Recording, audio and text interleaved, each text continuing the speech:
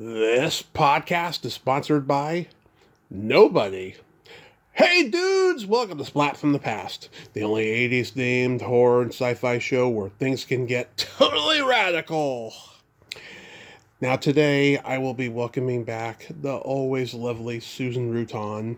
You all remember her from the classic series LA Law, celebrating its 40th anniversary this year. We're going to talk a little bit about that, but we're also going to nerd out on the entertainment of our youth, talking about film, television, and music from childhood. You know, she's a 60s, 70s kind of gal, or 50s and 60s kind of gal, I should say. And it's going to be great catching up with Susan. It's been 7 years. The pandemic hadn't even happened yet when we did our last talk. And it's going to be great having Susan back on to catch up with her and stuff. And she's still acting, which is great because she is fabulous. And I am so excited to be doing this nerd out with her today. And that is all she wrote. Like Murder, She Wrote, all she wrote and stuff. I've always been very critical of that show, Murder, She Wrote, because of the logic of, they did, 271 episodes? That means 271 friends died. Because Jessica Fletcher has a friend die every episode, and that's why the case gets kicked off. But I'm getting way ahead of myself. I'm just filling in time here for the intro. So yeah, here is my new interview with Susan Ruttan.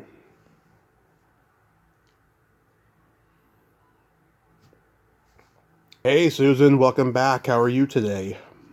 I'm well, Tommy. Nice to hear your voice again. Yes. How was your 4th of July? Well, it was loud. It was loud. A Yeah. lot of people in our neighborhood decided to celebrate with their own fireworks. Oh, yeah. And a lot of things that sounded like mortar rounds. I don't know. Yeah. It's all we could get. So we personally had a nice time. We had a nice barbecue, but then the noise has gone on forever. They're still shooting up last night, tonight. I'm sure it'll be back. So they run out of supplies. Oh, yeah. We live next door to a Latin family. There was cherry bombs all the way until midnight. Yeah. It's really, it's like you kind of get used to it. You go, okay, it's just for this period of time. And then you go to sleep and then you hear, kaboom! Yeah. Oh, my God. Did something really bad happen? I don't know. It's insane. It's insane. So, going back in time, do you remember the first movie that impacted you as a child?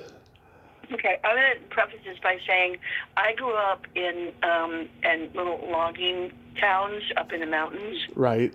So I didn't really see a movie until I was, I think, 10 years old, which was Attack of the 50-Foot Woman. Oh, my God. Which changed forever for me the role of women. She was powerful. Okay, she was a little crazy, but she was powerful. And that had an impact on me. Was she like your first role model example of being like a strong, powerful woman? Absolutely. Absolutely. I mean, her husband had cheated on her, and then this thing happened with a lab or something, I can't remember exactly, and then she started growing, and she was angry. She was very angry at her husband and at circumstances, and she took her power back, and it was exciting for me. I'd never seen a woman. I mean, I didn't really know a lot about movies. I never, as I said, I hadn't seen one before. Yeah. But for me, it was like, wow, that there are women who can be really strong and also be the star of a movie and be, the one who's in charge, who's doing everything. Yeah, it was great. I mean, it wasn't really my environment growing up. It was very male-dominated, logger-dominated society. Yeah, that is interesting. Yeah. Oh, my God. What movie genre did you gravitate toward the most? Well, I love science fiction, so I think that I don't really like romantic comedies. I just think they're kind of sappy. I'm more of an action person. I like action movies. I like like where things are happening. I love Bond. I love James Bond. I love those movies. I thought they were so creative and exciting and debonair. All the things that I had no experience with. That was pretty. Those movies were wonderful. Who's your favorite Bond? Well, I would have to say, oh God, that's hard. Sean Connery. So how many have there been? There have been. There was Sean Connery, George Lazenby, Roger Moore, Timothy Dalton, Pierce Brosnan, Daniel Craig. A lot. Yeah. I'm going to say out of all those, Sean Connery. Yeah. It's really, it's curious because, he was really a role model for a lot of men. This smooth, debonair, that smile, that, thing. And then, honestly, you hear more about his personal life and you start to not like him quite as much. Yeah. But for me, his James Bond was really the ideal one. Now, people think that Sean Connery was the first James Bond. It was actually Barry Nelson in 1959. He did like a General Electric Theater presentation of Casino Royale. So he was the first James Bond, technically. Oh, wow. I'll have to find that one. Yeah, it's pretty trippy, because I know Barry Nelson as the guy who runs the Overlook Hotel in The Shining, Oh, right. Oh, my gosh, yeah.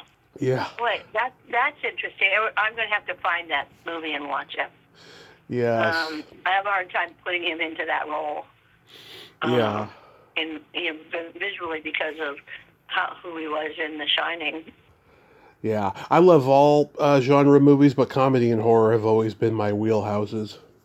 I can't do horror. I can't. It's like the same reason I can't go on a roller coaster. I don't like getting frightened. The only horror movie. Okay, I saw one. Okay, first one was The Exorcist. Uh-huh. And I had been in convent school. Mm-hmm. And in that movie, I thought I was watching the devil. Really, I did. And then I saw one of the Friday the 13th. My favorite. I love that movie. Yeah. And I saw it in Hollywood. And I'd gone with a friend. I did not want to be there. And Jamie Lee Curtis was going to enter this room. I can't remember. It was like. Oh, that's Halloween. Oh, well, maybe that's it, Halloween. I never saw. Yeah, Halloween is the one I saw. Yeah. And anyway, somebody in the audience yelled, "Don't open that door!" Then she did, and bad things happened. Yep. I just don't like to be scared. The real world is scary enough, so I don't need to have that added to my list. Of course. Have you seen the new Steven Spielberg movie yet? No, I've heard about it though. Yeah, me too. I'm going to go see it next weekend. Yeah, I just interviewed the character actor Kenneth Tiger, and he told me he's either in the movie or he may have been cut. He doesn't know, but he said it was a pleasure working with Spielberg later in life. Yeah. I've never worked with him, but I had the great good fortune. My husband at the time was the sound person on Hook. Right. So I got to go to the set and hang out a lot and watch him, and it was just so superb. Just a perfect experience. Yeah. I mean, I heard he likes to film really, really fast, and he knows exactly what he wants when he gets to the set, and he's just the get in, get out kind of guy. And Clint Eastwood's that way too, I heard. Yes, I've heard that as well. Yeah. Yeah, I never got to work with him either. I almost did, but I didn't. Oh yeah? Did you audition for something? Yeah, on the Hilary Swank, the boxer movie. $1 Million Baby. Yes. Yeah. Yes, and I auditioned to play the mother, and I went in 3 times, and I didn't get it. Wow. I won't. So sad. Yeah, it is sad. It's sad when you lose a role because you're awesome. Oh, thank you so much. You're so sweet. course, of course. What did you like for comedy movies? Um, well, I actually like Dumb and Dumber. I don't Yes, know why. yes. I do. My dad took me to see that 3 times when I was 11. We loved it. Oh, yeah, when you're 11, it's a perfect movie. I went with a friend. She said, "Oh, we have to go see this because I love both of them." And I said, "I love both of them too, but I know it's called Dumb and Dumber. What do you think it's going to be about?" But then I ended up laughing all the way through it, so it was good. It's a good movie. Like if you're in a down mood, watch Hmm. that movie. It'll lift you up. Yeah. Oh my God. I love meeting women who love that movie. I meet women who love that movie quite often, and Yeah. Oh, especially good. especially the women who worked with the Farrelly brothers on a couple of Uh-huh. movies. They say that those guys are the nicest guys, and that they treat every set like a family, and like everybody like hangs out afterwards and stuff. It's really a lot of fun working with those guys. Well, that's nice. Yeah. That's yeah. Never heard anything bad about them. Yeah, they're Never. geniuses. They're geniuses. Uh, but Yeah. but like when you were a kid, were you like Charlie Chaplin or anything? No, I never saw Charlie Chaplin when I was little. I mean, as I said, I literally lived in logging camps up in the Hmm. mountains. Um, and we didn't really, I mean, we had a television that had rabbit ears on it, and Hmm. sometimes you could get some channels, but nothing. The only thing I remember seeing on television when I was, well, okay, some children's programming, Mr. Moon was a fellow wearing a moon head and a cape, Right. uh, and uh, and Howdy Doody. I remember that one. Hmm. Um, it's Howdy Doody time. Um, Yeah. and then Heck Harper. That was a local children's celebrity. Mr. Moon was also. They probably were shooting in a bedroom somewhere. Yeah. Um, Captain Kangaroo was around. Captain Kangaroo. Yes, I loved Captain Kangaroo. Yeah. Yeah, there was some programming, but I never remember watching a movie on a television when I was younger. Never. Hmm. Uh, Well, there yeah, was my life was much different then. the $1 million movie going on in the West Coast, or the East Coast, I should say, in New Jersey, New York, Boston, Chicago, places like that. They had the $1 million movie where they would show a movie from like 30s, 40s, 50s that cost $1 million to make. That's why they called it that. And they had trouble getting movies licensed in those days because they thought TV was a fad and that it wasn't going to last. So they would show the same movie every night until they got the rights to a new movie. When was that?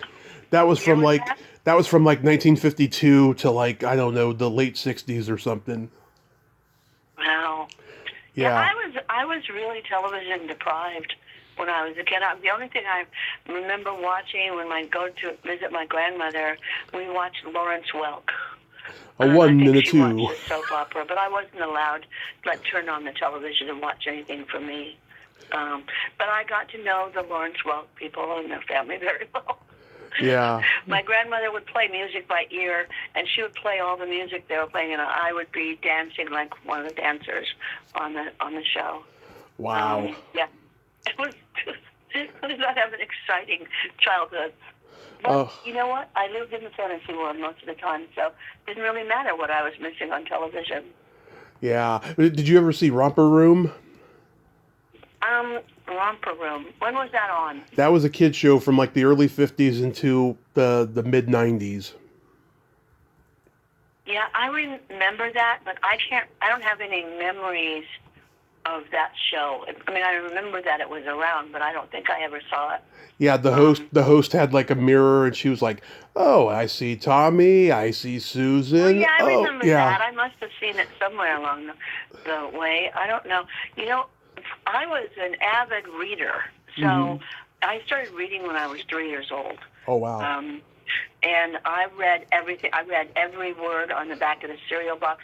If I didn't have a book, I would count up all the vowels and Yeah. consonants and see which one had the most. I was obsessed with reading. And I wasn't really in an environment where people said, "Oh, come and watch Romper Room. It's on now." So I've missed those things. What's the other one? Captain Kangaroo. Oh, there was Lamb Chop. Oh, Sherry Lewis and Lamb Chop. Yes, I did see that one. Mm-hmm. And that was sweet. And then we got to meet. I got to meet Sherry Lewis later on and get a picture of Lamb Chop signed by Sherry Lewis. I saw her daughter. I saw her daughter on a podcast. She does Lamb Chop now. It is really? so eerily creepy the way she does it, exactly like her mother. Oh my really? God! Yes. Yes, and you don't see her lips move or anything. I mean, she just does it dead on. Yes, and she announced that in the future, before she retires from doing Lamb Chop, she's going to do a dirty Lamb Chop show. Oh God! Oh, yeah. I don't know. That's not very nice. I think her mother always wanted to do that, but never got to. Yeah, that's hilarious, though. Yeah. Did you have any movie star crushes? I remember when I was, here's the other thing. I may not be the best person to talk about this stuff because when I was 12, I went into convent school. Mm-hmm. Living, in a school, living and boarding in a school where the nuns ran it, and they lived on the other side and we lived on the other side. So guess what we got to watch? I'm guessing the 700 Club. No, we watched Lawrence Welk. Okay, yeah, you just mentioned him. Yeah. Any knowledge I have of many shows of that time I got in after it was all over, when I was free to watch whatever I wanted. And I did. It's interesting. After I left the convent school, I became obsessed with television. Yeah. I wanted to make up for all the things that I had missed.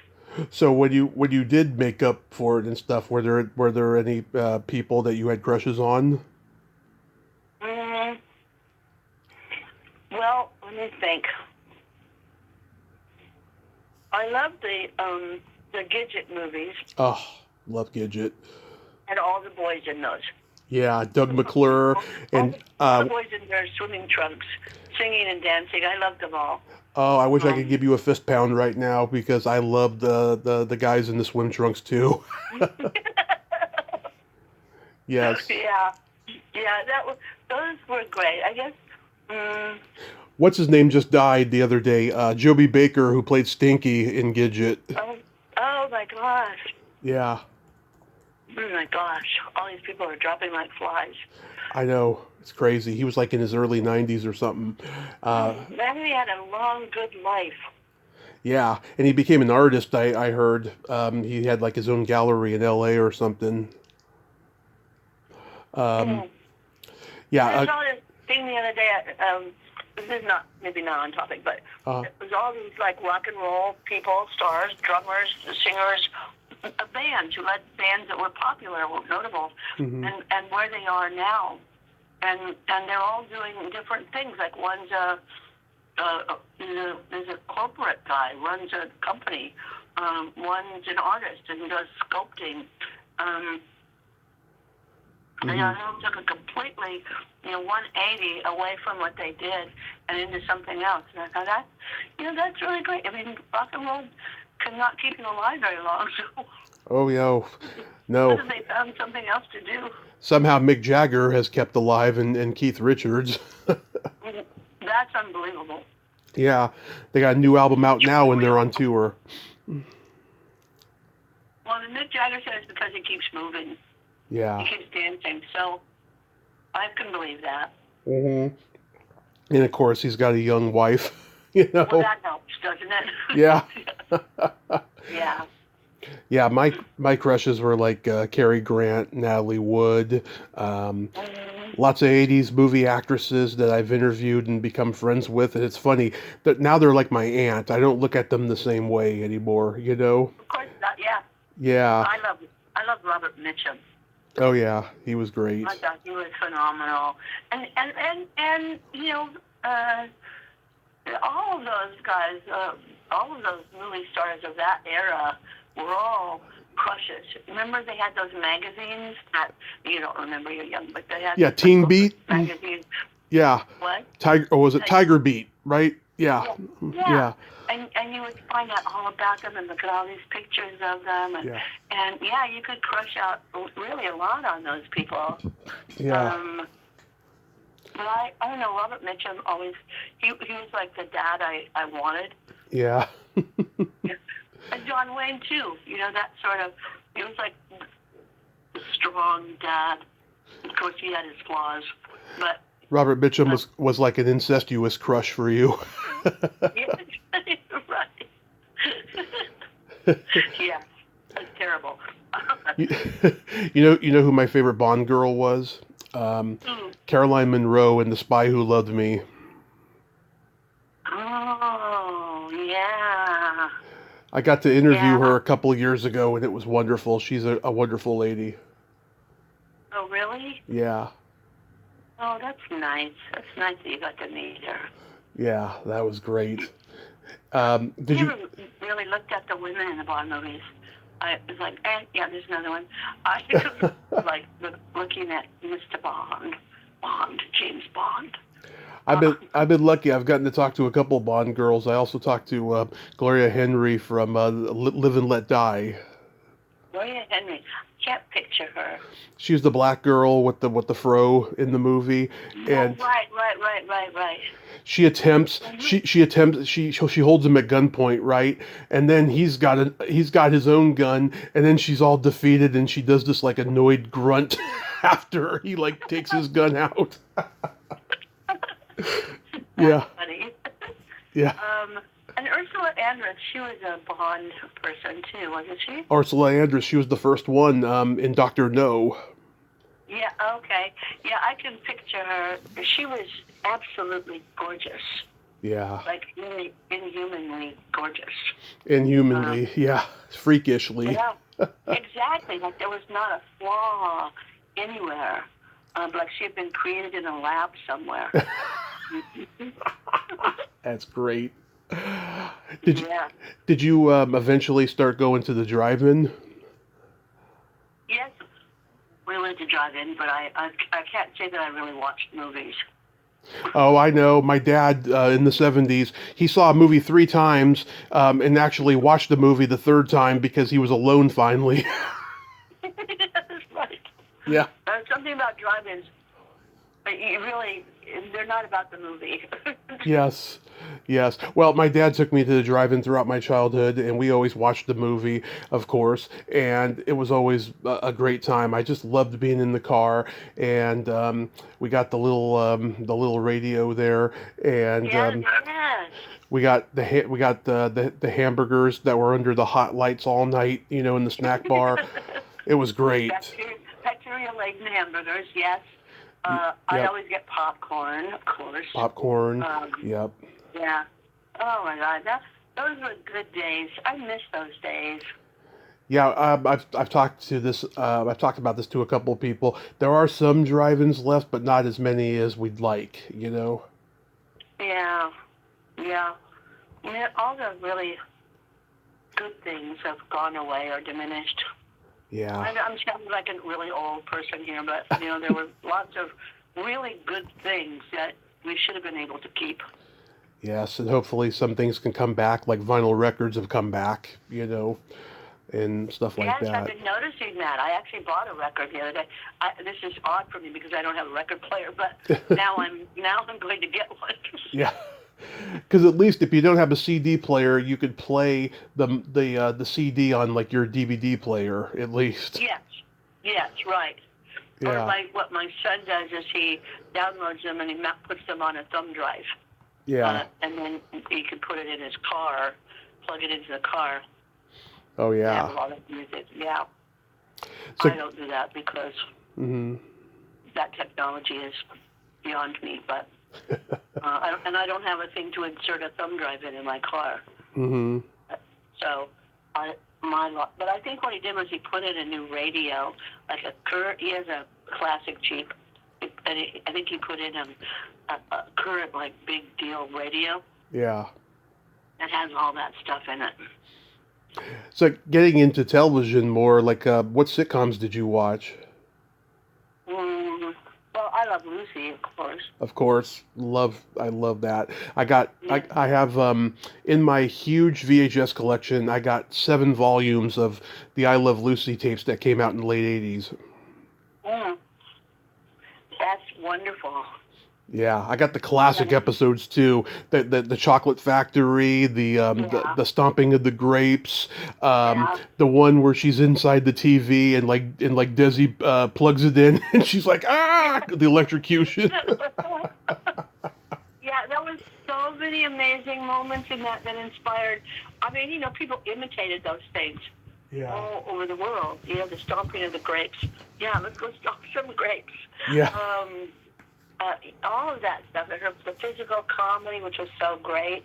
I mean, I found it very inspirational. Once I became an actor, that I harkened back to many of those moments on I Love Lucy and stole them for my own. yeah, She was just amazing. yeah. I mean, All the cast were, while they were kind of, second fiddle to her, they were all brilliant. and I got to interview her daughter Lucy Arnaz last summer. She's a nice person. She is very nice, yeah, and when I had my car accident back in 2015, I was in a coma for 30 days. Oh And, my God. and my mom told me when I woke up and I was under the anesthesia, I said I went to Comedy Heaven and I met Lucy and Robin Williams and Joan Rivers. And I told her that, and she was like, "Well, you have such knowledge for entertainment that I'm not surprised that Mom and Robin and Joan met up with you." Oh yeah. Oh, that's so great. Yeah. That's so great. And she knew Robin. She knew. You recovered fully from the accident? Well, I'll never be fully recovered. I mean, I broke my leg in 7 places, and it's Oh hard. my goodness. It's hard for me to walk I'm like I used to. glad you're here now. Yeah, and I got health issues, right? But I'm still here, and knock wood. Yeah. Oh yeah. We are still here. That's Hmm. that's my statement is I'm still here.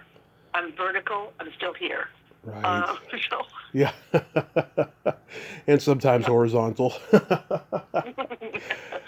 Yeah, you know what's funny?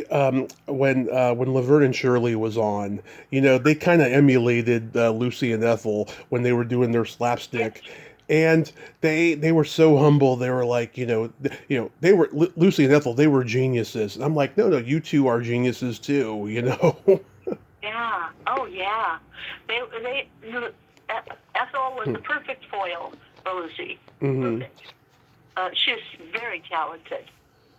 And also, it's amazing that she looked so dowdy on that show. But when you saw her outside of that show, like at, big events and stuff, she was beautiful. Yeah, yeah, they're just fantastic.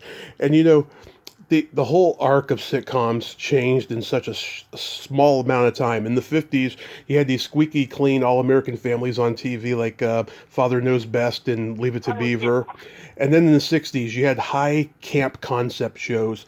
The Munsters, Addams Family, I Dream of Jeannie, Bewitched. And in the '70s, Norman Lear and Gary Marshall does the social commentary sitcoms, and then that changes the game forever. Right. That's very interesting. I hadn't thought about it like that. Yeah, you look at Yeah. the decades of sitcoms, they're all different. What do we have now? We have single camera streaming shows, and they're about authenticity. About Yeah. about stuff that you couldn't get away with on TV years ago, but now you can. Yeah. What do you think about streaming and the kind of death of television? I think it's sad. I want it to come back badly, but there's some streaming shows I like. I like the limited series because they're like the streaming equivalent of like what miniseries was on TV back in the day. Yes. You know You know what? You know what I watch? what? British detective series. Oh, nice, Addicted to them. nice. Yeah, BritBox. Yeah. I think I've developed several English accents that are really passable. Yeah, you got a Birmingham one, you got a Manchester one. Right, exactly. Leeds, yeah, I got all of them. London. I think because, I'll tell you, English actors are really superb. They actually train to be actors. Mm-hmm. They go to school to be actors, serious actors, Yeah. and they never stop training. Whereas we have the people moving here from Missouri going, I want to be an actor because I'm cute. Yeah. And they do it. They're successful. Yeah, go. My niece did that. She moved out here from Florida, and she came to live with us for a while. And she said, so what can you do for me to be an actor? And I said, can you act? And she goes, no, but I'm cute. I said, go for reality. Yeah. Take you there. Or be a TikTok star. Yeah, exactly. Yeah, if she were, unfortunately, she passed away. But if she was still here, that's exactly what she would be doing. How old was she? She was young. She was 26. Oh my God, I'm so sorry, Susan. She came out here. She got in with the wrong crowd. Oh. She had an overdose, and that was really sad. She was so filled with life. And really, she could have been one of those people on one of those shows that I've never seen, like Love Island or Survivor, or she would have been very successful at something like that. Oh, yeah. That breaks my heart. I'm so sorry. Yeah, thank you. It broke my heart, too. It broke my heart that she came here, and she was only 2 miles from my house, and she hadn't called me or anything to say she was in trouble. It was heartbreaking. I know that you were a staple on game shows back in the day. Did you watch game shows at all growing up? Game shows. I'm trying to think what was a game show when I was a kid. There was 20 Questions, probably. The quiz show Scandal. What was that one? Oh, God. Oh, yeah. The $1 Million Question or something like that. Yeah. I can't. I don't think I really did. As I said, I didn't really have access to a television. I remember my grandmother did watch soap operas, and occasionally she'd have me sit down and watch, and I didn't know what was going on because it seemed they were very confusing. Yeah. No, I never really. I love game shows. I mean, I'm really good at it.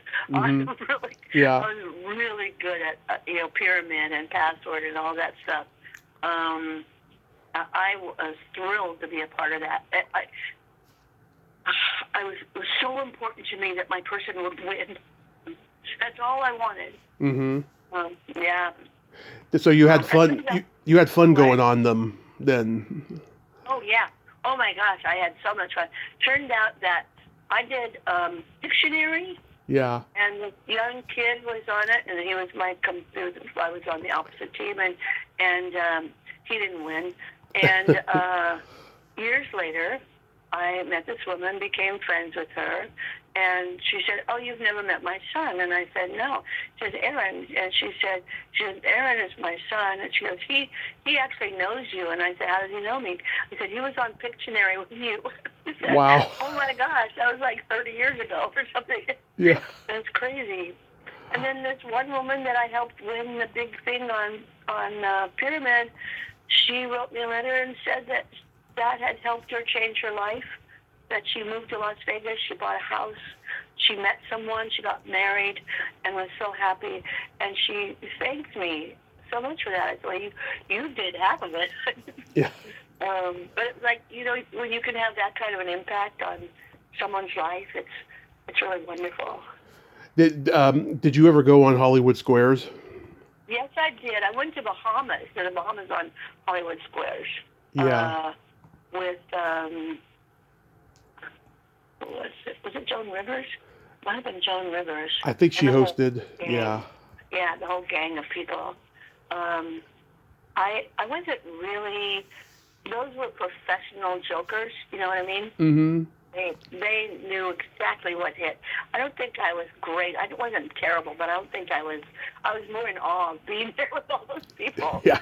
Yeah, that was great. And Joan taught me how to pack with tissue. You have to always use tissue. Yeah. Is the game shows where you met Shelley Herman? No, I met Shelley Herman because she lived 2 doors down from me. Mm-hmm. When I bought this house where I live now, I was out scoping out the neighborhood, and she came out of her house and said, "Hi, I'm Shelley. Who are you?" And I said, "I'm Susan. I live." She goes, "Oh," she said, "We'll be friends." So we became friends. Now that's been almost 30 years ago. Wow, and she'd never seen L.A. Law. Yeah, right, right. Wow. She hasn't mentioned that to me. Some people, when they meet people who are famous, they kind of downplay that they know who they are, because they do Yeah. want to become friends with the person. No, I never got that from her. She just she's very, as you know, she's very outgoing. Yes. And very funny, and I was charmed by her when I met her, and yeah, she's been, okay, other than the fact she stole my cats, I just love her. I got to hang out with her and Randall last year when I was in LA. It was for my birthday, and we went to a friend's comedy show, and I was going to the Hollywood show that weekend, and we had a blast. Oh, nice. Yeah, she was so much fun to be around. Yeah, a lot of fun. And she made me laugh on Facebook the other night. She posted a picture of a prostitute that she took on the streets of LA. And I said, ask her how much. And she's like, if you have to ask how much, that means you're broke. She's so funny. Yeah. Did you get to see the Beatles on Ed Sullivan when it first aired? No, I did not, because what year was that? 64. Yeah, I was in Catholic school, convent school. Okay. We didn't get to watch any of that stuff. That really impacted my music knowledge. By the time I got out of school, it was 1968. Right. And so a lot of things happened during that time, musically. Yeah. That passed me by, which always made me feel really sad. People talked about seeing that, and I was alive. There was a television there, but I did not get to see it. I mean, I've seen it, obviously, in retrospect, it being on something or other, but no. And it impacted my connection to the Beatles. Yeah, my really own them. Yes. My mom got to meet them backstage when she was 10. Oh my God. She was at the Cow Palace. My great aunt, she was the head of craft services at the Hilton in San Francisco, and she had connections. She got my mom in to see the Beatles, and then got to meet them backstage. And at that time, no one had cameras for selfies, and so she just got their autographs. And my uncle accidentally threw them away. Oh no. Yeah. That's devastating. Yeah, devastating. Yep. She gave my uncle shit about it until the day he died. I'll bet. Yeah. Yeah, I would do the same thing.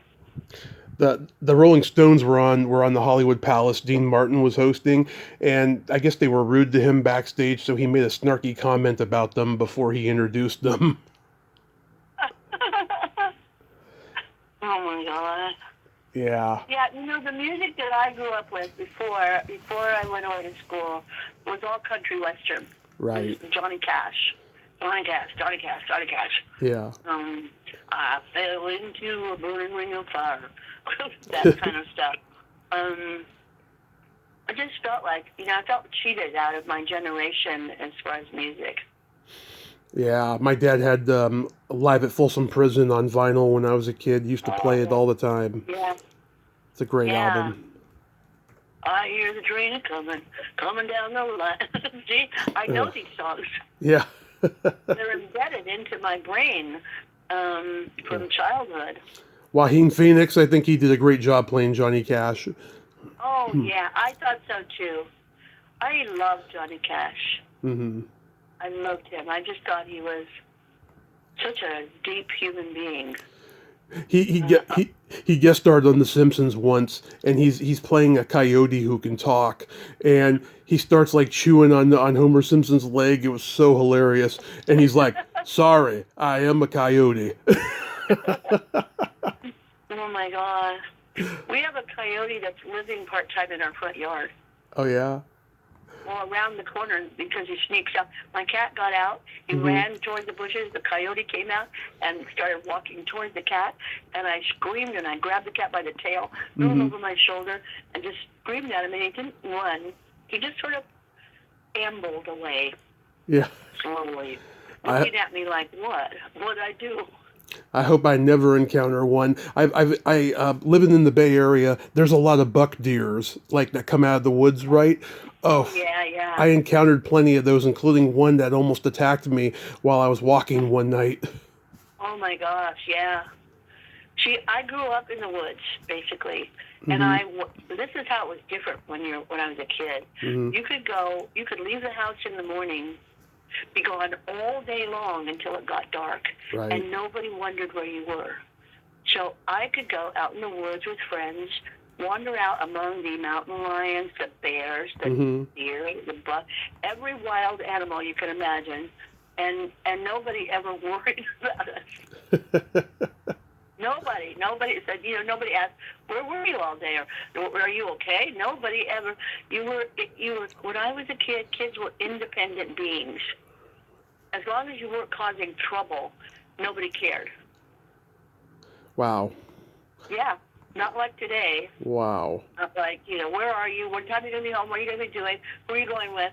Do I have their number? None of that. Yeah. And in some ways it was great. It made me an incredibly independent person. Right. And fearless. I was reading, and we may have talked about this last time. You used to work in the casting department at Universal. Yeah. Do you remember Monique James? Of course I do. Yeah. I just interviewed Sid Sheinberg's widow, Lorraine Gary, and she told me Monique did not like her. And even though she was the boss's wife, she said she would never call her and tell her that a role was available for her. She had to hear it from Sid himself. She told me.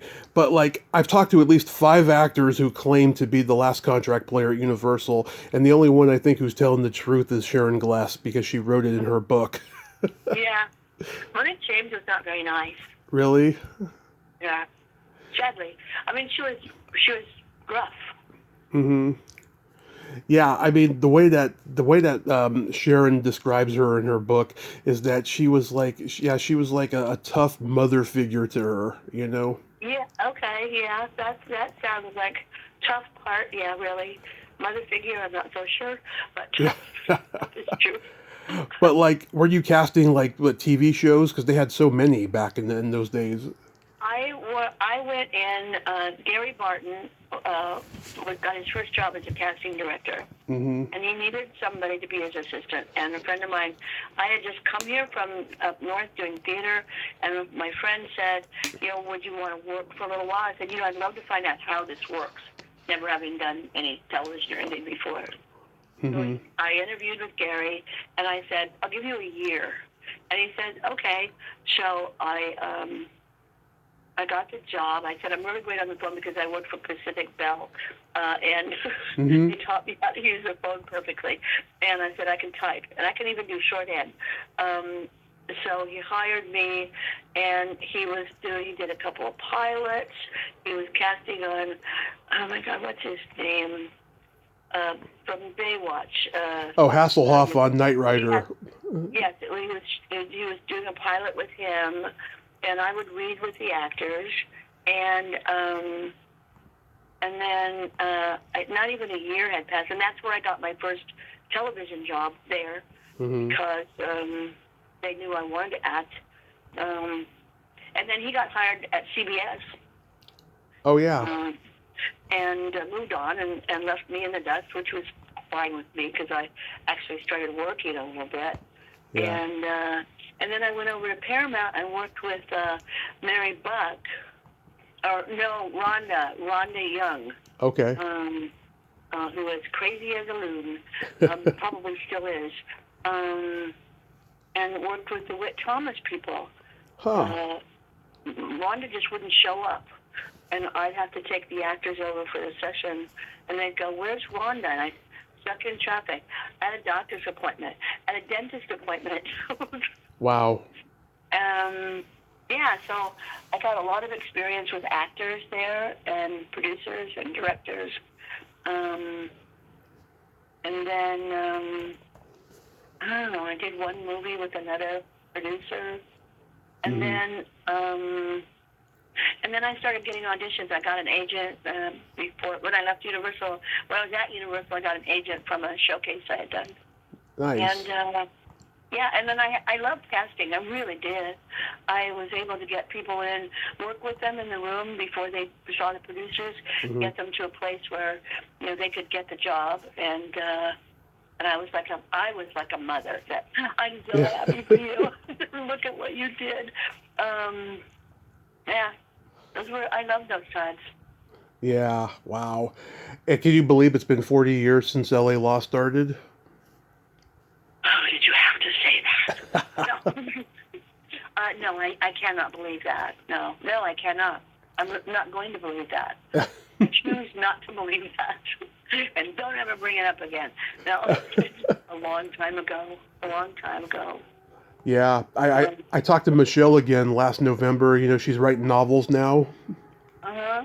Yeah, and I'm gonna have her back on the Nerd Out in the future. Oh, great. She's great. She was an early crush of mine as well, and Oh, just really? Oh, my gosh. yeah, I just love her brown hair, and she's got the Latina features. And Yeah, I just yeah. love her. She's She's so a very, smart. very good person. She's so Smart person. she's so smart, yeah, and Yeah. stuff. And I'm currently working on getting Jill Eikenberry on because Oh, really? yeah, because Arthur turns 45 this year, and that's my middle name because of the movie.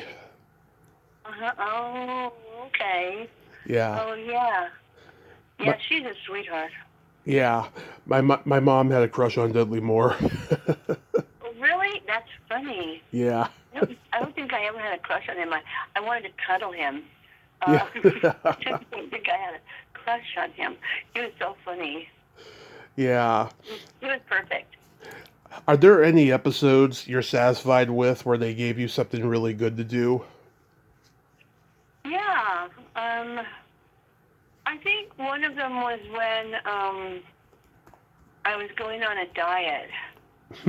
Yeah. And there was a moment in that where I went out to dinner with Dave, Mhm. with my husband at the time, Yeah. and he ordered dessert, and I said I didn't want any, and he kept just saying, "Come on, just eat one bite, just eat one bite." He was, he was trying to get me to do something that I didn't want to do, and he just kept pushing it until finally I did, and I honestly I just started crying as Yeah. I'm chewing this bite of this dessert because it was really impactful. And I think as far as powerful emotions, that one has stayed with me. It's sugar. It's going to lead to you eating the whole thing if you just eat one bite. Exactly. So it throws you off course completely. Yeah. But it was just that abusiveness. Just eat it. Just eat it. Come on. Yeah. He was really good as a terrible person. The John Glover episode with the deformed face, I think, is a really good episode. Oh, yeah. And also Vincent Gardenia, who played my father, Oh yeah.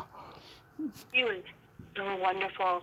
And that was really interesting because physically he looked like my father. Yeah. You two have very similar facial features. Yes. And his hands, and very large, kind of manly hands, thick fingers. Yeah. And at one point, I laid my hand on top of his hand, Mm-hmm. and I just started weeping. I it was very hard to control it, and it was okay for the scene, but for me, it was overwhelming. Yeah. Yeah, he was terrific. He was so grateful to have the chance to work with him. Great actor. Great actor. Yeah, oh my God, yeah. Do, Yeah. do you remember guest starring on this short-lived HBO series called Tell Me You Love Me? I do. I don't remember what I did or even what it was about, You but I remember the name. you played a mother on there, of one of the guys, and yeah, it was about couples having trouble in their sex lives, and that's another show you couldn't get away with today. They were very bold with that show. In the pilot, I own all 10 episodes on DVD. Somebody recommended it to me because I like naughty erotica stuff, Uh-huh. and like in the pilot episode, the wife gives the husband a hand job, and we actually see it, and we see the guy ejaculate, and like you cannot Well, you on screen? yes, and you cannot do Yeah. that today. It's like borderline porn. Yeah, borderline. Yeah. It is. Yeah, that's interesting. I'm in talks about a movie that somebody I know has written, and they asked me to be in it, and it's about a group of seniors who were all friends in the late 60s, early 70s, and they all had, I don't want to call them orgies, but they were love-ins, with Oh yeah. everybody in bed. Oh yeah. I used to do those. And what? I used to be involved in those. I know them. Okay, so come back to this time, 2026, and they're all still friends. Have been for 50 years. Yeah. And one of them, the character that I play, her husband has passed away, and all of them are there, and then eventually it becomes a love-in again. Only this time is to help her through the process of grieving, but they're actually all in bed together.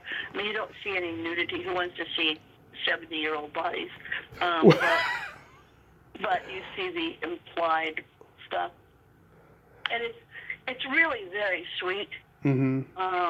And it's about the friendship, the 50-year friendship, and all of these people who you see why they're friends still, because they all care deeply about each other. But it's borderline porn. Yeah, there's a video of the early orgies, and they show that. So I don't know whether I'm excited about it or really nervous about it. Well, if you do it, I will watch it because I would love to see that. Yeah, and it's funny because on that show, Tell Me You Love Me, Jane Alexander had an episode where she was nude, and I talked to Melanie Mayron. She directed the episode, and she told me, she said, "Yeah, I'm almost 70. This is literally the first time I've ever asked to be nude in my career, and even though I don't look like Mamie Van Doren, I'm going to go for it because I have no problem being nude at 70." That's so great. That's so brave. Yeah. Maybe it's not brave. Maybe it's just Yeah. knowing who you are. I admire that woman greatly for doing that, I have to say. Yeah. Well, I remember, I'm blanking on her name. What's her name? Kathy Bates. Yes. Did the same thing in the hot tub. Oh, and what was that? In the movie, she was in a hot tub naked. I didn't see that. Wow. I don't remember what it was. I'll look it up, but wow, that must have been interesting. So musically, like, do you remember the first? It was probably the Beatles, right? Was that the first album you bought or was given to you? No, it was the Mamas and the Pappas. Oh, love it. With Monday was on it. I met Michelle Phillips' daughter at the Hollywood show last year, and Michelle was supposed to be there, and then she backed out because of health reasons. But I heard she just went there like at the last one or something. Yeah. Yeah, I loved them. Yeah, great music. It just resonated for me. Mama Cass, she lived next door to Sid Croft, and he casted her in the H.R. Puffin Stuff movie. She plays a witch with a crinkly nose. Really? Yeah. I didn't know that. Yeah, that was like in 1970. I loved her. I liked all of them, but I loved her. Yeah. She had the most amazing voice. Beautiful voice, yeah.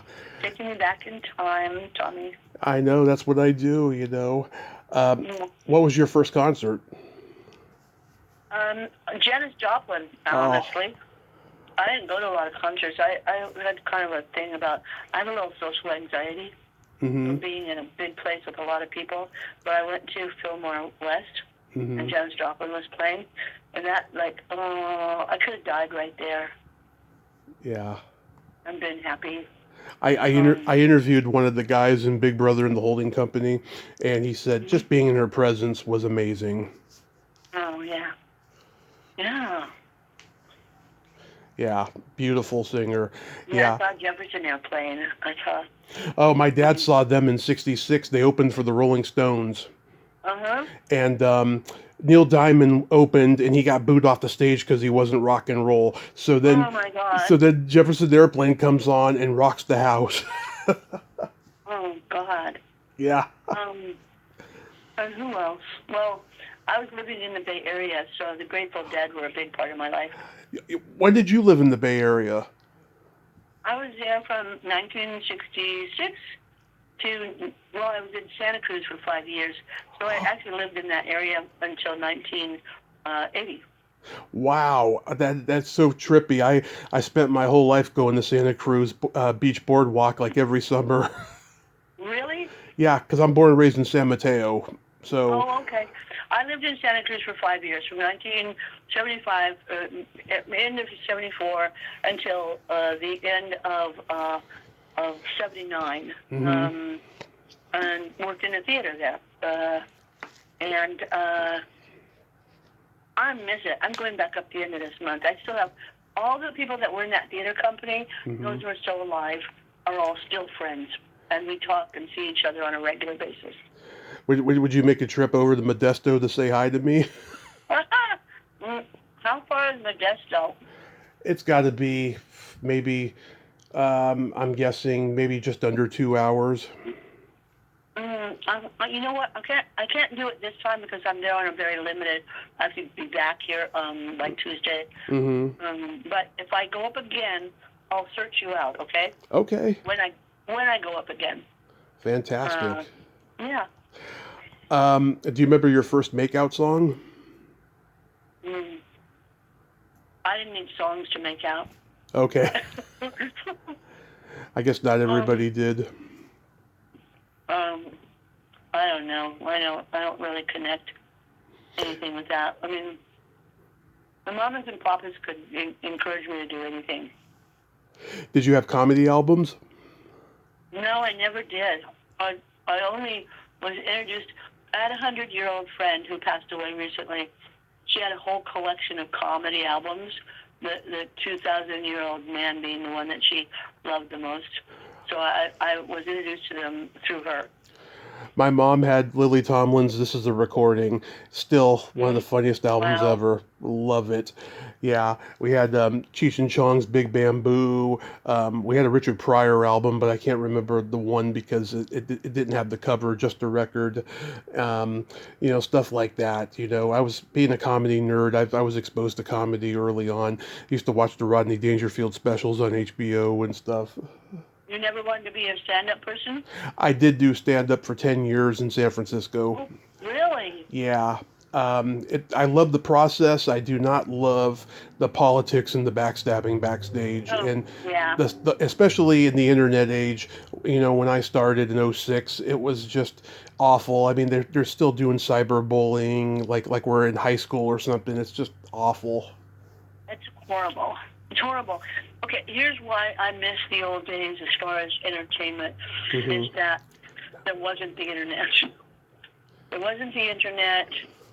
You watched shows sequentially on television. You got together and you talked about those shows, and then you waited eagerly for the next week's installment to come out. Right. Nobody was ganging up on anybody, beating up on anybody about what they did wrong or who did this or what they think about it. People were just experiencing life. Right. And I know I sound like an old fogey when I say that. But No, I agree. Things like, people complaining about things on, I don't even like Facebook, but anything, I don't do any Instagram or TikTok or anything like that. Because I find people to be so mean. Well, no, you don't sound like an old fogey. You're preaching to the choir because just nobody shows empathy anymore on social media. No. It's just awful. No, I mean, there's this thing you have Nextdoor where you are. Next door? Yeah. Next door is like a neighborhood thing where you sign up for your neighborhood, and then you Oh, can do things like ask people for recommendations, I but don't it's know. become much more political than that and nasty. I don't So know. somebody will go on it. This has happened. Somebody will go on it and go, I have this dog. This dog is about 3 years old. He belongs to my mother. I live in an apartment where I can't have animals. I'd like to help in trying to find a home for it. It's very sweet, very well trained, and I hate to let him go, but I can't afford to move. Oh, The okay. first person will pop up. If you really love this dog, you'd find another place to live. How could you just give away a dog? Right. Then they miss out on the part that it was her mother's. Why do you have a dog? Why did you get a dog if you knew you couldn't take care of it? Yeah, stupid shit. You just want to slap them. Yeah. I God. do. Yeah, they're idiots. Yeah, Do so you, unkind. So that's my feelings about, any kind of social media. I go on to look for a plumber, but yeah, that's all. to look for a plumber. Yeah. Do you remember the first time you discovered your belly button? No. No, I don't. I have a belly button? Everybody does. No, Yeah. I don't. I don't have any memories of that. I was, um, I was not a typical kid in any way. Hmm. I was always very independent, very functional at a very young age. At 2, I was packing a suitcase and going off on an adventure down the street. That's when I lived with my grandmother for a while, and she would get freaked out because she couldn't find me. Then she'd find me asleep in a gutter, like taking a nap. You think I was hit by a car. So I've always been, because of the circumstances of my life, I didn't have anybody really hovering over me. I think that's Why I could read when I was 3, because my grandmother said, I don't have to let him to read you anymore. You have to do it yourself.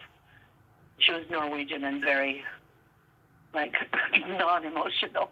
yeah. I think that's what makes you special, Susan, is that you've always had this vulnerability about you on screen, and you have it in real life as well. And I think that's why you're a special person, because you didn't grow up like everybody else, and you know what empathy and humanity is.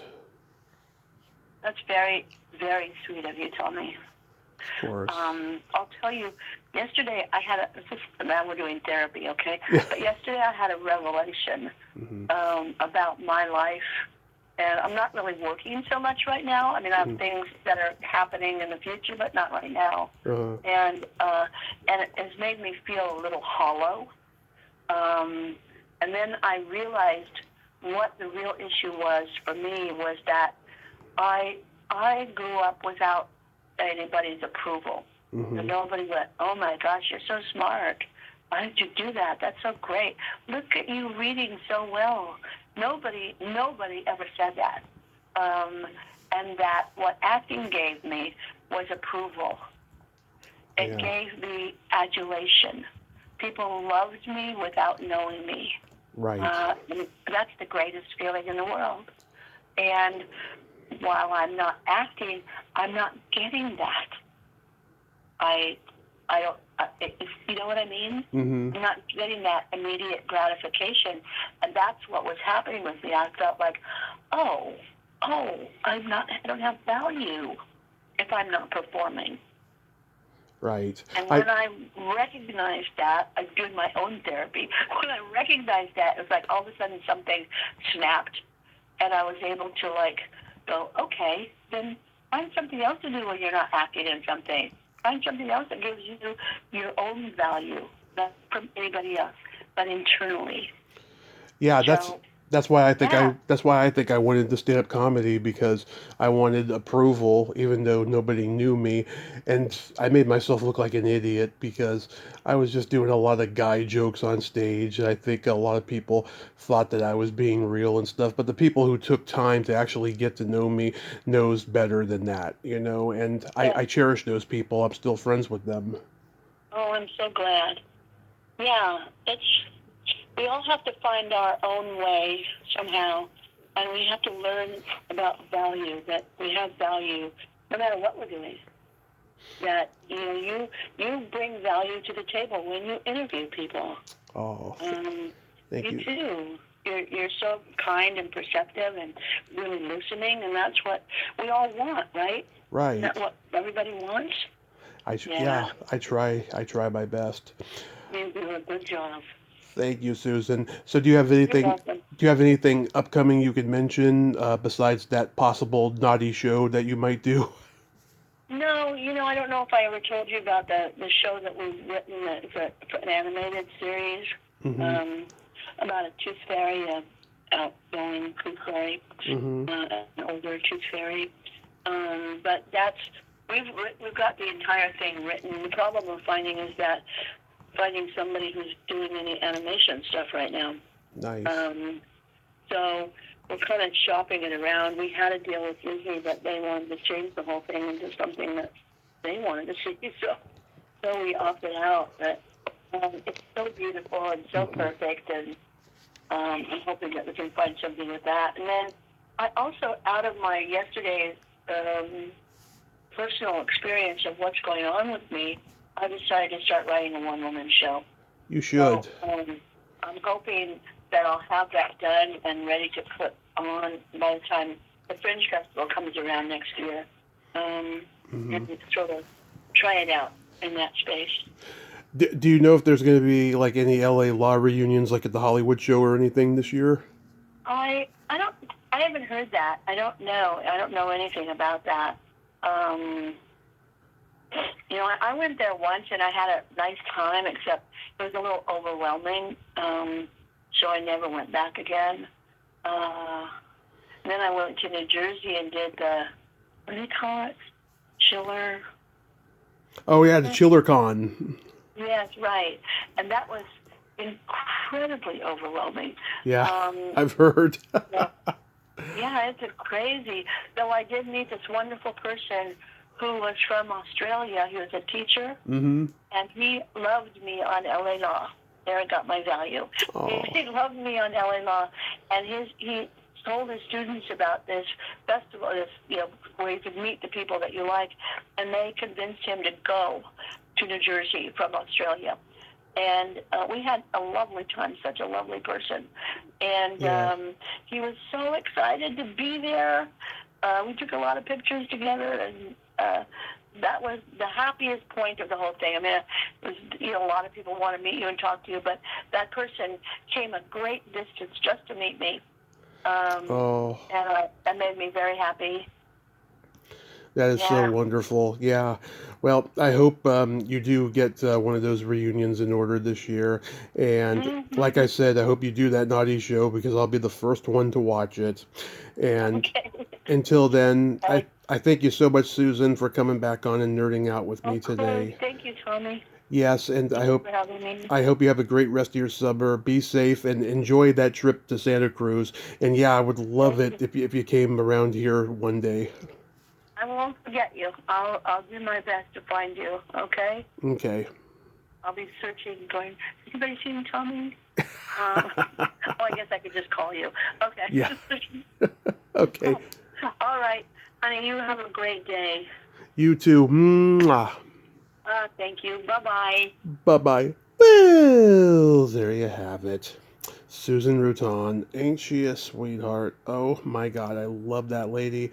She is just so kind. And yeah, it did turn into a therapy session after a while, but it was a wonderful therapy session, nerd out. I loved that talk. Oh my God, wow, who knew she's a Mamas and Pappas fan? Oh, that is so wonderful. Yes, and God, to do a show about, naughty swinger people coming together later in life and rekindling old times. I hope she does it. She does it, and even if she doesn't do it, I will catch a glimpse of it because I love that kind of stuff. Well, until next time, this is Tommy Throwback Kovac saying there's no shame in living in the past because the present sucks. Later, dudes.